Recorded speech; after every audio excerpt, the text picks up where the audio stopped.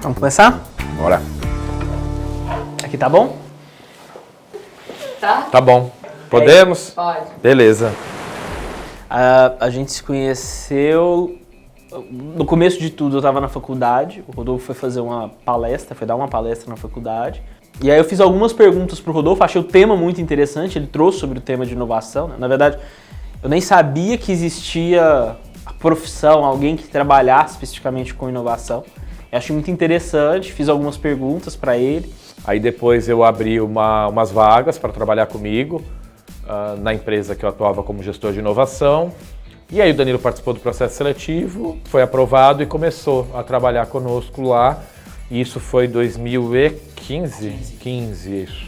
2 anos trabalhamos juntos nessa empresa e depois quando eu tive a ideia de empreender na Seven Waves e tudo mais, antes de chamar Seven Waves, até quando eu pensei na ideia de ajudar as pessoas nessa perspectiva de planejamento pessoal, não tive dúvidas e convidei o Danilo para começar essa história comigo.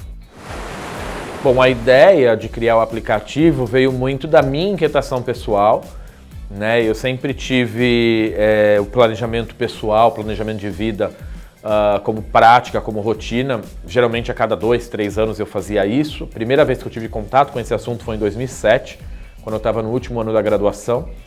E um professor colocou isso no meio de uma aula, nada a ver, mas para mim tocou, achei interessante e eu comecei a fazer no papel mesmo. Mas sempre com baixa orientação para resultado. Então eu planejava, mas eu não executava. E de 2016 para 2017 eu fiquei muito incomodado. Eu estava cumprindo muitos meus objetivos de carreira e praticamente nada aos objetivos de saúde, de finanças pessoais, de desenvolvimento de estudos, enfim, de nada.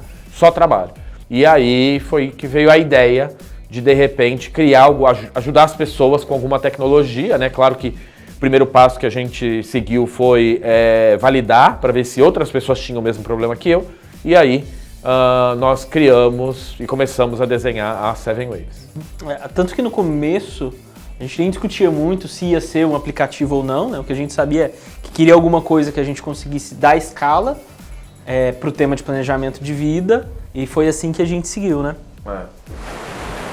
A gente iniciou um processo quase que de brainstorming, assim, de pensar como que a gente poderia fazer, o que a gente poderia fazer. E aí a gente se reunia algumas vezes, aí 2 ou 3 vezes, e começava a jogar ideias nos papéis, tanto que depois a gente comprimiu esses papéis e guardou todos, inicialmente, um potinho, mas a gente também sabia que as ideias não eram o suficiente, né?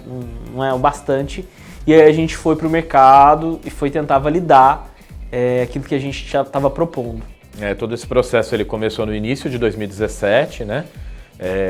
Até a gente, pelo menos, ter uma ideia do que ia fazer, uma ideia bem inicial, a partir das entrevistas, a partir das conversas com pessoas que a gente foi identificando que tinham os mesmos problemas que eu. À medida que a gente foi explorando o tema, a gente teve que partir para a execução. A gente teve que ter muitas rodadas de ideia, a gente teve que testar muita coisa, validar muita coisa, e a gente começou a pegar um ritmo de desenvolvimento de produto, acho que um ritmo de startup mesmo, na criação de um produto, de um conceito. Em julho nós fizemos uma mudança de cidade, né? A gente queria vir aqui para o estado de São Paulo. Na época nós morávamos em Uberlândia, no interior de Minas Gerais, e continuamos, né, persistimos nesse processo de guardar os resultados da nossa cocriação até um determinado momento, que foi o que gerou esses 2 potinhos, né, o potinho das ideias e o potinho da execução.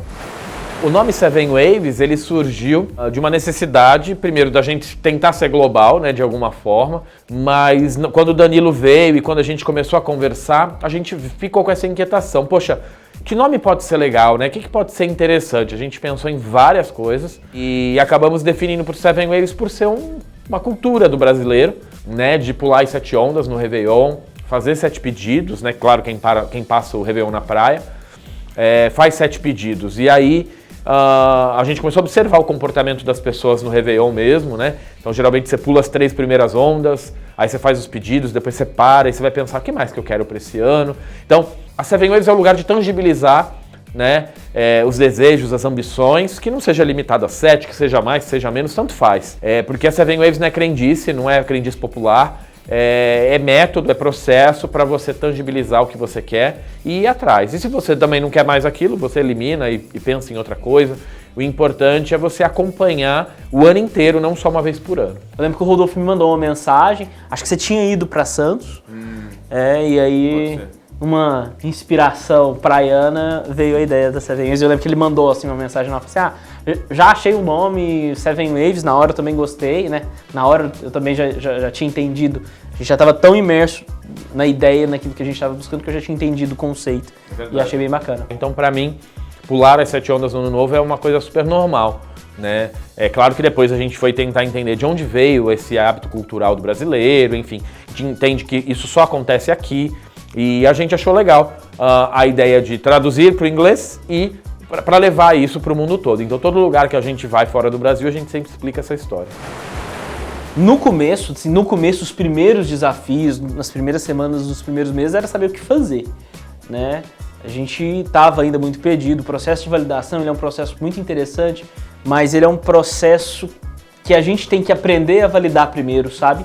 Então a gente apanha muito no começo, a gente fica muito em dúvida. Eu lembro que pra gente era um tempo enorme, a gente ficou um mês assim sem conseguir produzir nada, pensando, será que é isso mesmo? Será que não é? Será que a gente está no caminho certo? Acho que outro desafio também é que no começo, por eu vir da área de gestão da inovação, por conhecer muita gente em vários atores diferentes do ecossistema, eu achei que nós teríamos mais portas abertas, que as coisas seriam um pouco mais fáceis, que seriam mais ágeis. E, na verdade, quando a gente tinha o nosso PowerPoint, o nosso mockup de aplicativo e tudo mais, a gente passou por uma fase de muitos nãos, quando eu imaginava que nós teríamos muitos sims, porque as pessoas me conheciam, sabiam da minha capacidade de execução e tudo mais. Então, as coisas demoraram muito para acontecer, né? Pelo menos não aconteceram no tempo que a gente imaginava que fosse acontecer. E isso para a gente, enfim, exigiu muita resiliência, muita paciência, muita persistência, até a gente conseguir, enfim, sair do lugar comum. Para o usuário, beleza, você pega o aplicativo, joga na loja e vai, né? E você vai divulgando para um, para outro e as coisas vão acontecendo. Acho que um perrengue que a gente teve foi o perrengue financeiro, muito por conta, acho que dessa expectativa que a gente tinha que as coisas iam acontecer muito rápido, que a gente ia conseguir capitalizar a empresa muito rápido. Os outros problemas foram mais desdobramentos, mas porque a gente sabe que não consegue fazer nada sozinho, né? A gente precisa ter time, precisa trazer outras competências. Eu e o Danilo, a gente tem competências complementares, mas mesmo assim não é suficiente, então a gente precisa articular outras pessoas.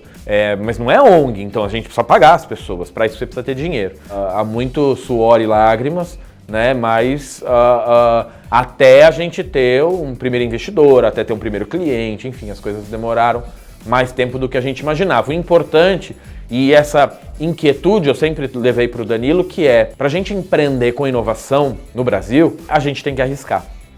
Não dá para ser tão linha reta assim e a gente tem que persistir. A gente acredita, a gente se vira, vai e faz acontecer. Porque se a gente for esperar algum investidor acreditar na gente, se a gente for esperar alguma coisa, aí é melhor a gente abrir um negócio tradicional ou uma startup mais linear, né? Uma startup que vai vender um produto B2B que resolve uma dor específica. A gente está resolvendo uma dor principalmente das pessoas. E a gente, apesar do peso que tem pensar dessa forma, a gente conseguiu passar pelo primeiro ano com poucas pessoas, com poucos recursos, mas a gente passou bem por ele. Acho que como a gente foi tendo vários problemas no começo, chegou um ponto que o Rodolfo ele desanimou um pouco assim e ficou um pouquinho mais ausente assim. E aí eu pensava assim, meu Deus, será que eu vou fazer aqui agora? Porque o produto, a gente não estava evoluindo no produto e às vezes eu ainda ficava um pouco mais sozinho. Eu falei assim, pronto, agora o Rodolfo vai embora. E sobrei eu aqui em Sorocaba, acabei de mudar, mas também acho que nesse primeiro ano foi um desafio que a gente teve, né, Rodolfo? Acho que mais teu até. Uma preocupação que a gente teve desde o começo era o que a gente está fazendo com a nossa carreira, né? O Danilo era muito jovem, Danilo veio para cá, você tinha o quê, 23? 23. Quando a gente começou, né? 24, eu acho. Eu já estava com 32, assim, né, num momento super bom da carreira, de ascensão. Né, e de repente a gente começa um negócio super incerto, onde você pode decolar ou pode ir pro buraco, né? E eu falei, poxa, que buraco é esse que eu tô indo, né?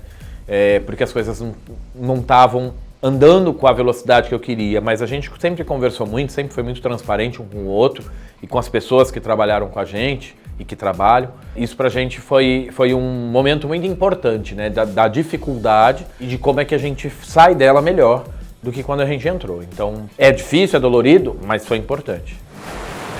Nesses 4 anos de Seven Waves, a gente teve uma mudança, né? Então, a gente começou, quando nós mudamos de Uberlândia para Sorocaba, nós fomos morar juntos numa casa que tinha 2 construções, né? Então, na frente era a residência e nos fundos era uma área de churrasqueira fechada com vidro, onde a gente montou um escritório. Ali nós tínhamos 8, 10 posições de trabalho.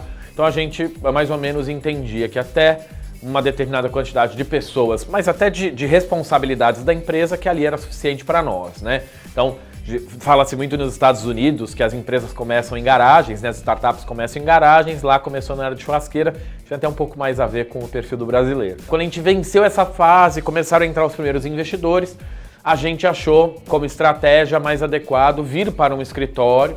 Lá era super agradável, gostoso, tinha uma goiabeira na frente, tudo legal. Mas eu, como profissional de gestão da inovação, acredito que um espaço, você tangibilizar a inovação num espaço, isso é muito importante para estimular a criatividade e para a gente atrair bons talentos também. Porque era muito chato, assim, você trazer alguém para trabalhar com você nos fundos de uma casa, levar um cliente, levar um parceiro nos fundos de uma casa. Então, por mais agradável que fosse, por mais que a gente cuidasse daquele ambiente com muito carinho, não é a mesma coisa. Então, naquele momento a gente achou adequado dar esse passo, com uma estrutura um pouco mais favorável para a inovação. E cá estamos hoje, né, também com novas pessoas vindo trabalhar, e a gente vai ficar muito feliz o dia que a gente tiver que ir para um lugar maior, se a gente estiver crescendo. De fato, trazer as pessoas para cá, né? as pessoas gostam, trazer as pessoas para cá é muito bom. Assim, acho que proporcionou coisas muito boas, né? Mas acho que a gente também tem uma... Não sei se a palavra correta talvez nem seja assim uma luz, mas eu acho que qualquer ambiente que a gente tem, a gente vai conseguir fazer ele ser super agradável, super bacana. Acho que é da nossa luz, mas eu adoro esse lugar aqui também. Mas olha, eu tenho uma saudade da casa e da goiabeira. É verdade, lá era muito agradável mesmo, mas faz parte da história. Nós mudamos aqui para esse escritório em setembro, agosto de 2019, né? Num momento onde estávamos crescendo o time, crescendo projetos, muitos usuários entrando, fornecedores novos e mais robustos também nos ajudando. Entramos em 2020 e logo também projetos aparecendo, veio a pandemia. Nós então paramos de utilizar o escritório em março. Continuamos as atividades da empresa no online, como todo mundo teve que se adaptar à nova realidade.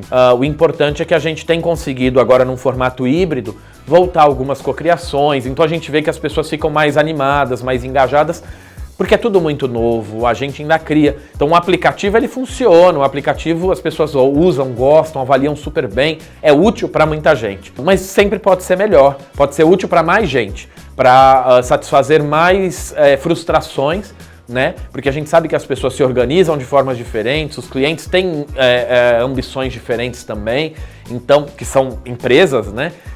Então a gente aqui juntos a gente cria mais. Vamos ver como é que as coisas vão ser daqui para frente, mas a gente está aberto e preparado para o que vier. E se tiver que voltar para o online a gente volta, mas a gente cuida daqui com muito carinho. Eu acho que nessa transição da pandemia, o executar era até o mais simples, quando a gente tinha as tasks, assim, as tarefas muito bem definidas.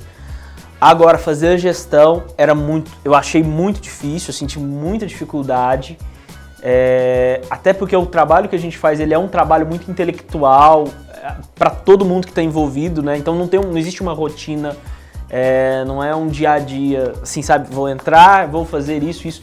Todo mundo que trabalha com a gente tem um desafio praticamente diário e a gente sempre fomentou muita cultura de resolver esse desafio juntos, né? Somando as inteligências de todo mundo, dialogando bastante, conversando bastante, quebrando a cabeça junto. E aí quando veio a pandemia, o trabalho flui bem para quem trabalha isolado. E aí, infelizmente, na nossa empresa a gente não tem ninguém que tinha esse trabalho mais isolado assim, né? Eu, pelo menos, brinco com o Rodolfo, a gente sempre falou isso, né? Que a gente ama segundas-feiras, que é o momento que a gente reencontra essa nossa segunda família. E na pandemia a gente perdeu isso também, né? Assim, essa leveza, essa cultura que a gente tinha. Claro, a gente foi criando alguns meios, algumas brincadeiras, né, no meio do caminho, algumas videochamadas muito engraçadas, principalmente quando tem aniversário. Então a gente foi criando alguns elementos da cultura online, mas eu acho que foi bem desafiador a gente. Nós tínhamos muitos rituais, né, de cultura, e aí alguns se perderam. Criamos outros rituais online, enfim, fizemos algumas tentativas, mas enfim, passamos.